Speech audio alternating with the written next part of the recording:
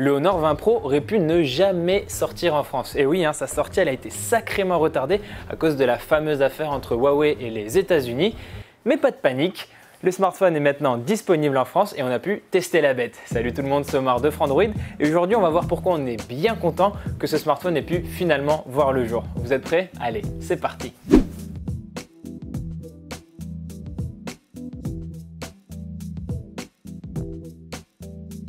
On va commencer par dire un petit mot sur le design d'abord et sans surprise, le Honor 20 Pro ressemble beaucoup au Honor 20. En fait, c'est même plus que ça, on dirait presque des jumeaux. Si on met les deux smartphones côte à côte, ça va être difficile de savoir lequel est lequel. Il y a juste de tout petits détails qui permettent de les différencier, dont le poids, notamment le Honor 20 Pro est un petit peu plus lourd, mais franchement ça reste confortable à utiliser. Au programme, on a donc un écran percé avec un petit trou en haut à gauche pour loger le capteur photo frontal, et au dos on sait que Honor adore s'amuser avec les reflets, et ici ce smartphone n'y fait pas exception, et moi j'aime bien le résultat. Pour l'appareil photo, on peut voir un module en haut à gauche de la face arrière intégré à la verticale avec 3 objectifs plus un petit 4e capteur juste ici au-dessus du flash LED. On y reviendra plus tard. Le lecteur d'empreintes, lui, il est sur le côté et il fait aussi office de bouton Power.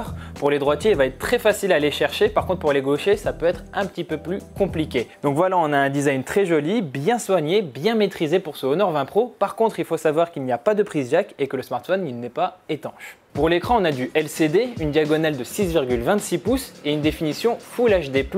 Alors globalement, cet écran, il est vraiment très satisfaisant, surtout au niveau de la luminosité qui ne déçoit jamais. Ce qui est dommage par contre, c'est que les couleurs elles manquent de fidélité à la réalité. L'écran par défaut il tire beaucoup trop sur le bleu. Alors ce souci il peut se régler dans les paramètres, mais c'est jamais tout à fait ça. L'interface du Honor 20 Pro, elle a beau s'appeler Magic UI, en vrai c'est la même que Emotion UI qu'on trouve sur les smartphones Huawei. Genre vraiment la même. On a plein de personnalisation. C'est facile à prendre en main. Par contre, le design de l'interface est un petit peu vieillot et en 2019, on aimerait un petit peu plus de modernité. Et justement, en septembre 2019, Emotion UI et Magic UI vont avoir droit à une grosse mise à jour en bêta et le Honor 20 Pro est concerné. On devrait donc avoir un nouveau look, un mode sombre bien intégré et un tiroir d'application qui s'ouvre en glissant le doigt vers le haut au lieu d'avoir appuyé sur un vieux bouton. Et ça on aime. La grosse différence entre le Honor 20 Pro et le Honor 20, c'est la photo parce qu'ils ont tous les deux 4 capteurs, mais ce ne sont pas les mêmes. Alors on va rapidement faire un tour du propriétaire. On a un capteur principal de 48 mégapixels, un ultra grand angle de 16 mégapixels, un téléobjectif x3 de 8 mégapixels et enfin un petit objectif super macro de 2 mégapixels. Bon alors le mode super macro, on va être clair dessus, il n'est pas très pertinent. En fait déjà il n'a pas de mise au point variable, donc il faut forcément être à 4 cm de l'objet que vous voulez prendre en photo pour avoir une belle image. Et en plus de ça, les photos elles n'ont pas une très bonne définition. Donc vous pourriez tout simplement prendre une photo classique et cropper dedans et vous aurez un résultat similaire. Par contre, pour les autres modes de prise de vue, le Honor 20 Pro est vraiment très bon. Sur sa gamme de prix, il est même très bon. En fait, sans surprise, dans les bonnes conditions lumineuses, on a un très bon niveau de détail, des couleurs bien respectées et une dynamique gérée comme il se doit. Et même dans des conditions plus difficiles, en intérieur ou la nuit par exemple, le Honor 20 Pro a réussi à éviter les défauts classiques comme le grain dans l'image ou la sorte de voile blanc que l'on peut voir apparaître de temps en temps sur ce genre de photos. Vous avez aussi un mode nuit qui permet de bien éclairer les zones plongées dans le noir. Par contre, attention, le temps de prendre la photo, il faudrait que vous restiez bien immobile en tenant le smartphone. Un autre truc cool à savoir aussi, c'est que l'ultra grand angle ne crée pas trop de distorsion sur les bords de l'image. Pour les selfies, vous avez un capteur avant de 32 mégapixels qui lui aussi est très bon. Par contre, il a une petite tendance à surexposer les visages. En ce qui concerne les performances, vous pourrez faire confiance sans problème au très puissant Kirin 980 et aux 8 Go de RAM qu'on trouve dans le smartphone.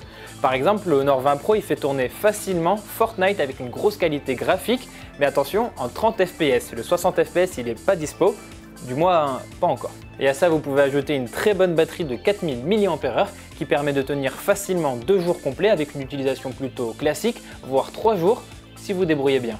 En plus de ça, vous pouvez profiter d'une charge rapide de 22,5 watts, plutôt efficace. Ça donne un joli tableau tout ça, non? En fait, à part l'écran qui est un petit peu en deçà des attentes et le logiciel qui est un petit peu dépassé, on a un smartphone qui est beau, qui est puissant, qui est autonome et qui est bon en photo. Pour sa gamme de prix, c'est vraiment, assurément, un bon choix. Le Honor 20 Pro est disponible en France à 599 €, mais ça c'est le prix public parce que pour le lancement, il y a une offre de remboursement de 100 € qui le fait donc descendre à 499 €. Voilà, c'est tout pour cette vidéo. Merci de l'avoir regardé jusqu'au bout. N'hésitez pas à vous abonner à notre chaîne YouTube ou à aller faire un tour sur notre site frandroid.com où il y a le test complet du Honor 20 Pro. Allez le lire, il est écrit par Geoffroy, il est très bien. Quant à moi, je vous dis à très vite dans une prochaine vidéo, sur Frandroid évidemment.